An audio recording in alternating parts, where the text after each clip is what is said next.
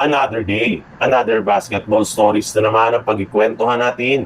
At ngayon nga, yung pag-usapan natin ang balitang desidido nga daw ang Los Angeles Lakers kay Derrick White at ang balitang pagkuha ng Golden State Warriors kay Seth Curry. Dahil nga sa ginawa ng Boston Celtics ngayong offseason ay literal nga na binuwag na nila ang kanilang lineup na nagbigay sa kanila ng kampyonato last year. At lahat nga ng mga yan ay ginawa mismo ng bagong management at may-ari ng Boston Celtics upang sa ganon ay makatipid ang kanilang team next season sa inaasahang hindi paglalaro dito ng kanilang main superstar na si Jason Tatum. Bukod rin nga kina Porzingis at Holiday, marami rin naman nga daw na team ang ini-inquire sa pagkuha kay Jaylen Brown at Derrick White kung gaano kalaki ang trade value ng mga ito ngayong offseason. At isa nga sa mga team na posible nga daw na makakuha kay Derrick White ay ang Los Angeles Lakers gamit ang kanilang mga player na sina Rui Hachimura at Dalton Kenny at isang future first round pick.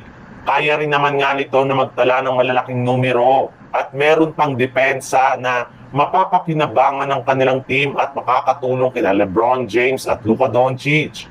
Sa ibang balita naman, alam naman nga po ninyo na isa-isa nga sa mga players na napupusuan na kunin ngayon ng Golden State Warriors ay ang veteran big man na si Al Horford sa kasalukuyan pa rin naman nga isang free agent since hindi pa rin naman nga ito binibigyan ng kontrata ng kanyang team na Boston Celtics. Mismo si Stephen Curry na rin naman nga ang nagsabi na umamin sa kanyang interview sa media na gusto nga daw talaga niya ang ideya na pagkuha ng Warriors kay Horford. Isa rin naman nga daw itong kampiyon at magaling na player kaya hindi na nga nakakagulat bakit gusto nga niya itong makasamang maglaro sa kanilang lineup next season. Sa kabila nga ng edad ni Al Horford, ay kayang-kaya pa rin nga nito na makipagsabayan sa mga batang big man sa ilalim ng basket. Plus, meron pa nga itong shooting sa 3-point line na siyang babagay sa kanilang playing style.